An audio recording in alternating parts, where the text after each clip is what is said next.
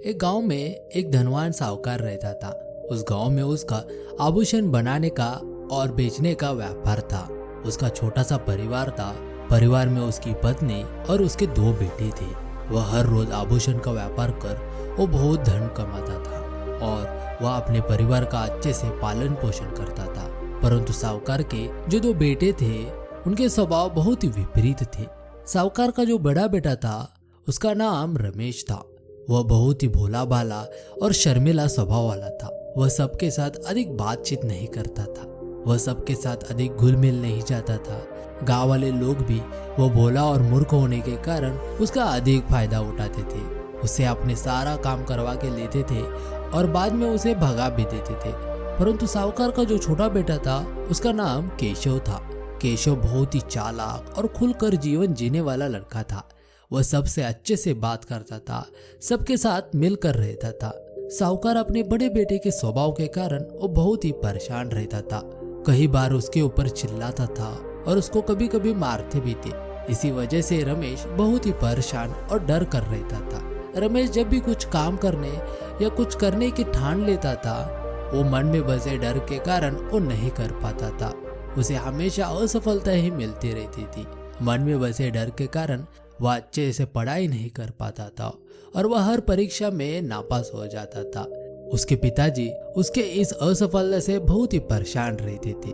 रमेश पढ़ाई में कमजोर होने के कारण साहूकार ने उसे काम में मदद करने के लिए रख लिया। कई दिन बीतते गए। साहूकार को एक दिन व्यापार के संबंध में एक काम था, इसलिए साहूकार को व्यापार के लिए दूसरे गांव जाना था। तब साहूकार ने अपने बड़े बेटे रमेश को बुलाया और उसे कहा, बेटा रमेश, काम के संबंध में मैं दूसरे गांव जा रहा हूँ। जब तक मैं आऊंगा नहीं तब तक इस दुकान का ख्याल रखना। साहूकार ने इतना कहकर वहां से साहूकार चला गया। दिन बीतते गए। एक दिन साहूकार के दुकान पर 4 लोग आए और उन्होंने रमेश से कहा, बेटा रमेश, तुम्हारे पिताजी ने हमें सामान लेने के लिए भेजा है। उन्होंने कहा है कि दुकान में से आभूषण लाने के लिए। तब रमेश चिंतित हो गया। उसे समझ नहीं आ रहा था कि उसे क्या करना चाहिए। शर्मीले स्वभाव होने के कारण उनसे कुछ कहने में हिचकिचा रहा था। उनसे वह कुछ कह नहीं पाया। 4 लोगों ने जबरदस्ती आभूषण लेकर वहां से चले गए। रमेश बहुत ही डर गया। उसे कुछ समझ नहीं आया कि क्या करना चाहिए। दूसरे दिन साहूकार अपना काम समाप्त कर वह अपने गांव चला आया। साहूकार अपनी दुकान पर चला गया और अपनी दुकान को देखने लगा। तब साहूकार अपनी दुकान को देखकर वह हक्का बक्का रह गया और उसने जोर से अपने बेटे रमेश को कहा, रमेश, दुकान का सारा सामान किधर गया? रमेश बहुत डर गया। उसने अपने पिताजी से कहा, पिताजी, आपने जो 4 लोग भेजे थे उन्होंने सारा सामान लेकर चले गए। तब गुस्से में लाल साहूकार ने रमेश को दुकान से बाहर निकाला और पीटने लगा। रमेश बहुत अधिक डर गया, रो भी रहा था। उसके पिताजी ने उसे घर से बाहर भी निकाला और कहा, रमेश, यदि तुमने पुनः कभी इस घर पर पैर रखा तो तेरी चमड़ी उधेड़ दूंगा। रमेश ये बात सुनकर वहां से रोते हुए चला गया। ये सारी घटनाएं गांव में सर्वत्र फैल गई। लोगों ने रमेश को आता देख गांव वालों ने उसे ताना मारना शुरू किया। मंदबुद्धि, मूर्ख, इतना बड़ा हो गया परंतु उसे दुकान चलाना नहीं आया। अपने पिताजी का नुकसान करवा दिया। ऐसी गांव वालों की बातें सुनकर रमेश अंदर ही अंदर तड़पने लगा। वो मन से पूर्णतः टूट गया। उसे कुछ समझ नहीं आया। रमेश उधर से भागने लगा। वो भागकर एक पहाड़ी के ऊपर चला गया।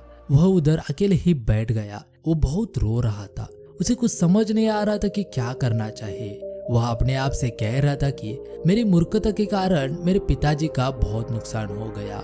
मैं इस असफल जीवन के साथ रह नहीं सकता। मैं इस समाज के लोगों के साथ सूझबूझ कर क्यों नहीं जी पा रहा हूँ? सब लोग मेरा मजाक क्यों उड़ाते हैं? समाज के लोगों के साथ कंधा से कंधा मिलाकर क्यों नहीं जी सकता हूँ? मेरा जीवन पूर्णतः व्यर्थ है। मैं कुछ नहीं कर सकता। ऐसा कहकर वो पहाड़ी से कूदने लगता है। उस पहाड़ी के ऊपर कुछ तरुण मोने तपस्या कर रहे थे। उन्होंने रमेश को कूदते हुए देखा और उसके पास जाकर उसे रोक लिया। तब वह तरुण मुनि ने उसे कहा, हे युवक, तुम अपनी जान क्यों दे रहे हो? तब रमेश ने उनसे कहा, आपने मेरी जान क्यों बचाई? मुझे इस असफल जीवन के साथ रहना नहीं है, मुझे मरने दीजिए। तब तरुण मुनि ने उसे कहा, तुम मूर्ख हो क्या? ये मनुष्य जीवन मिलने के लिए बहुत कष्ट करना पड़ता है और तुम इसे नष्ट करना चाहते हो। तब रमेश आपके आंसू रोकते हुए, हे युवक, तुम अपनी जान क्यों दे रहे हो? तुम इतने दुखी क्यों हो? तरुण मुनि ने उसे कहा, ऐसा क्या हुआ कि तुम अपना जीवन समाप्त कर रहे हो? तब रमेश अपने आंसू रोकते हुए कहा, हे मुनिवर, मुझे क्यों रोका? मुझे मरने ही दे देते तो अच्छा हो जाता। मैं इस जीवन में रहने के लायक नहीं हूँ। मैं इस समाज के साथ सूझबूझकर और कंधे से कंधा मिलाकर नहीं चल सकता। मुझे सारे लोग मंदबुद्धि, नाकारा और मूर्ख ही कहते हैं। मेरे मूर्खता के कारण मेरे पिताजी ने मुझे घर से बाहर निकाल दिया। मैं एक असफल जीवन जी नहीं सकता, तो मेरा मरना ही अच्छा है। तब मुनि ने रमेश ने सारी बातें सुनकर मुनि ने रमेश से कहा, हे युवक, तुम चिंता मत करो। तुम हमारे साथ हमारे गुरुजी के पास चलो, तुम्हारे समस्या का समाधान मिलेगा। तब रमेश ने उनसे मना कर दिया और कहने लगा, मैं एक असफल जीवन के साथ रह नहीं सकता, मेरा मरना ही अच्छा रहेगा। तब तरुण मुनि ने उसे समझा बुझा कर अपने साथ अपने गुरुजी के पास लेकर आए। हे युवक, तुम चिंता मत करो, तुम हमारे साथ हमारे मठ में चलो, तुम्हारे हर समस्या का समाधान हमारे गुरुजी के पास है। रमेश दुखी होने के कारण उनके साथ जाने से मना कर दिया, परंतु तरुण मुनि ने उसे समझा बुझा कर उसे अपने साथ अपने मठ में लेकर आ गए। रमेश उन तरुण मुनि के साथ मठ चला आया। मठ में पेड़ के नीचे एक तेजस्वी और ज्ञानी महात्मा गुरुजी बैठे हुए थे। वह महात्मा गुरुजी ध्यान मग्न थे। रमेश जब गुरुजी को देखता है तो उस गुरुजी के मुख पर तेज और उनके ध्यान मग्न आकृति को देखकर उनके सामने नतमस्तक होकर वो रोना शुरू कर देता है। जब गुरुजी आंखें खोलकर रमेश के ऊपर दृष्टि डालते हैं, तब गुरुजी अपने मधुर वाणी से रमेश से कहते हैं, हे वत्स, तुम क्यों रो रहे हो? तुम इतना दुखी क्यों हो? रमेश को लाए हुए तरुण मुनि गुरुजी से कहते हैं, हे गुरुजी, वह युवक पहाड़ों से अपना जीवन समाप्त करने की चेष्टा कर रहा था। हमने उसे बचाकर समाधान हेतु आपके पास लेकर आए हैं। कृपया उसके समस्या का समाधान करिए। वो सारे तरुण मुनि गुरुजी को प्रणाम करके वहां से चले गए। इधर रमेश बहुत रो रहा था। जब गुरुजी ने रमेश को देखा तो उसे शांत करने हेतु रमेश को कहा, हे युवक, तुम रो मत, तुम्हारी समस्या क्या है वो मुझे बताओ।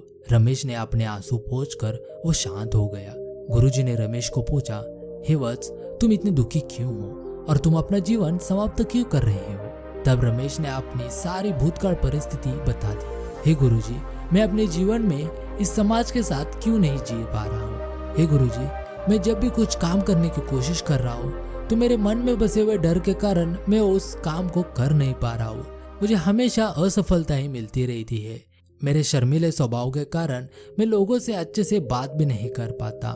मैं क्या करूं, मुझे कुछ समझ नहीं आ रहा है। रमेश गुरुजी से विनती करता है कि मैं असफल जीवन के साथ जी नहीं सकता। ऐसा कहकर रमेश ने गुरुजी से विनती करता है कि हे गुरुजी, मैं इस समाज में रहना नहीं चाहता हूँ, मुझे आपका शिष्य बना लीजिए। मैं इधर आपकी सारी उम्र भर सेवा करते रहूंगा। ऐसा रमेश गुरुजी के पास शिष्य बनने हेतु आग्रह करने लगा। तब गुरुजी ने रमेश से कहा, हे वत्स, तुम जो भी बोल रहे हो ये गलत है। तुम इस जीवन में अकेले नहीं हो जो दुख मिला है। सभी लोगों को दुख मिलता है, परंतु कभी भी तुम्हारे जैसे दुखी होकर जीवन समाप्त नहीं करते अथवा जीवन में आने वाले समस्या को देखकर भाग जाते हैं। उसके विपरीत वो जीवन में आने वाले हर समस्या का सामना करते हैं और उसमें विजय प्राप्त करते हैं। जीवन में दुख होने के बावजूद भी वो सुखी जीवन जीते हैं। गुरुजी रमेश से कहते हैं, तुम इतना दुखी मत हो, मैं जो भी बोलूंगा वो तुझे करना पड़ेगा। हे युवक, तुम चिंता मत करो, तुम्हारी जो भी समस्या है मैं उसका समाधान करूंगा। बस तुम्हें 3 बातों का ख्याल रखना पड़ेगा। जो भी मैं बातें बोलूंगा वो तुम्हें करनी पड़ेगी। रमेश ने गुरुजी से कहा, ठीक है गुरुजी, परंतु तुमको 3 दिन के लिए मेरी 3 बातें मानना होगा। मैं तुम्हें जो भी करने के लिए कहूंगा वह करना पड़ेगा। रमेश ने गुरुजी से कहा, क्या इन 3 दिन में मेरे समस्या का समाधान हो जाएगा? गुरुजी कहते हैं, तुम इन 3 बातों का पालन करना। हे वत्स, अभी तुम अन्य शिष्यों के साथ विश्राम करना और सुबह जल्दी उठकर स्नान करके मेरे सामने आकर बैठ जाओ। रमेश सुबह जल्दी उठ गया। स्नान कर वो गुरुजी के पास आ गया। गुरुजी ने पहले दिन रमेश को कहा, हे वत्स, तुम्हें पास वाले गांव में जाकर उनसे जान पहचान बढ़ानी होगी, उनके साथ मित्रता करनी पड़ेगी और तुम्हारे प्रति उन लोगों का कैसा व्यवहार था वो शाम को आकर मुझे बताना। तब रमेश मन ही मन डर गया और हिचकिचाते हुए गुरुजी से कहने लगा, हे गुरुजी, मैं कैसे कर सकता हूँ, मुझे डर लग रहा है, मैं ये नहीं कर सकता। ऐसा कहकर वो मना करने लगा। गुरुजी ने उसे समझाते हुए कहा, हे वत्स, तुम डरो नहीं, तुम एक बार कोशिश तो करो। रमेश गुरुजी की बातें सुनकर तैयार हो गया। रमेश डर डर कर गांव वाले लोगों से मिलने लगा, उनसे अच्छे से बात करने लगा। रमेश निर्भय होकर लोगों से बातें करने लगा। शाम हो गई, रमेश गुरुजी के पास लौट गया। जो भी दिन में घटित हो गया वो सारी बातें गुरुजी से कहा और रमेश ने गुरुजी से कहा, हे गुरुजी, आपने जैसे कहा वैसे मैंने लोगों से बातचीत की, उनके साथ जान पहचान बढ़ाई और मैंने मित्रता भी की। गुरुजी ये सुनकर बहुत ही खुश हो गए। गुरुजी ने रमेश से कहा, अभी तुम विश्राम करो और दूसरे उपाय के लिए दूसरे दिन आ जाना। रमेश ने दूसरे दिन सुबह जल्दी उठकर गुरुजी के पास आ खड़ा हुआ। गुरुजी ने उससे कहा, हे वत्स, तुम आज गांव में जाकर लोगों को पर्यावरण का महत्व बताओ। तब रमेश के चेहरे पर निराशा छा गई। उसे कुछ समझ नहीं आ रहा है कि क्या करना चाहिए और उसने अपने जीवन में कभी भी लोगों को प्रवचन नहीं दिया था, इसलिए वो बहुत ही डर गया और रमेश गुरुजी को मना भी नहीं कर पाया। वो डर डर कर वो गांव चला गया। रमेश ने गांव वालों को पर्यावरण के बारे में बताना शुरू किया। उस गांव वाले लोग रमेश की बातें आदरपूर्वक सुन भी रहे थे। रमेश ने ऐसे तैसे कर पर्यावरण के बारे में बताकर वह वहां से पुनः गुरुजी के पास चला गया। रमेश ने गुरुजी से कहा, गुरुजी, आपने जैसे कहा था वैसे लोगों को मैंने पर्यावरण के बारे में बता दिया। गुरुजी ने फिर से उसे कहा, हे वत्स, तुम गांव में जाओ और लोगों को जल के बारे में बताओ। इस बार रमेश डरा नहीं, वो बिना हिचकिचाए ही वो गांव में चला गया और लोगों को जल के बारे में बताना शुरू किया। इस बार लोग उसका साथ भी दे रहे थे और उसकी बातें सुन भी रहे थे। ये देखकर रमेश भी बहुत ही खुश हो रहा था और निर्भय होकर वो अच्छे से लोगों के साथ बात भी कर रहा था। और शाम होते ही वो पुनः गुरुजी के पास चला गया और गुरुजी से कहा, गुरुजी, मैंने इस बार लोगों को अच्छे से प्रवचन दिया, मैं उनसे निर्भय होकर बात भी किया, मुझे आज अच्छा लगा और मैं आज खुश भी हूँ। तब गुरुजी ने ये सुनकर बहुत ही खुश हो गया। गुरुजी ने रमेश से कहा, तुम तीसरे उपाय के लिए तीसरे दिन आना। रमेश हर रोज की तरह तीसरे दिन गुरुजी के पास तीसरे उपाय के लिए जा खड़ा हुआ। तब गुरुजी ने रमेश से कहा, हे वत्स, तुम अपने आज घर जाओ और तुम अपने माता पिता से मिलकर आओ। तब रमेश बहुत डर गया और उसे क्या करना है कुछ समझ नहीं आया और वह गुरुजी की बातें मानकर वह अपने माता पिता से मिलने के लिए अपने घर चला गया। और रमेश अपने माता पिता से मिलकर वो पुनः गुरुजी के पास आ गया। तब गुरुजी ने कहा, हे वत्स, तुम्हें अभी कैसा लग रहा है? तब रमेश ने गुरुजी से कहा, हे गुरुजी, मेरे अंदर बहुत ही परिवर्तन हो चुका है। मेरे मन में बसे हुए डर के कारण मैं एक असफल जीवन जी रहा था और मैं मूर्ख भी था कि मेरा जीवन समाप्त करने की चेष्टा कर रहा था। ये मनुष्य जीवन मिलने के लिए बहुत कष्ट करना पड़ता है और मैं इसे ही समाप्त करने की चेष्टा कर रहा था। हे गुरुजी, आपके कारण जो भी मन में बसा हुआ डर था वो सब कुछ निकल गया है और मैं एक अच्छा जीवन जी सकता हूँ। इस समाज के साथ कंधा से कंधा मिलाकर चल सकता हूँ और जो भी हुआ है वो आपके कारण हुआ है।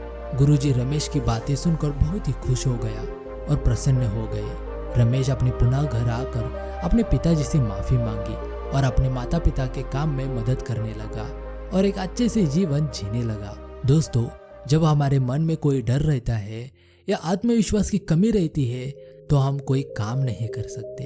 यदि हम कुछ काम करने की कोशिश भी करेंगे तो हमारे काम में असफलता ही मिलेगी। इसीलिए जब भी आप कुछ करना चाहते हैं, कुछ बड़ा हासिल करना चाहते हैं, तो हमारे मन में बसे हुए डर को निकालना पड़ेगा और आत्मविश्वास के साथ हमें काम करना चाहिए। कभी भी ये मत सोचना चाहिए कि उसका रिजल्ट क्या हो जाएगा। हमें कभी भी ये डरना नहीं चाहिए कि वो काम होगा या नहीं होगा। बस हमारा 100% देना है और अच्छे से काम करना है। दोस्तों, यदि ये कहानी अच्छी लगी तो प्लीज मेरे चैनल को सब्सक्राइब कीजिए और कमेंट में कमेंट करके बता दीजिए कि ये कहानी कैसी लगी और वीडियो को लाइक कीजिए, शेयर कीजिए। धन्यवाद।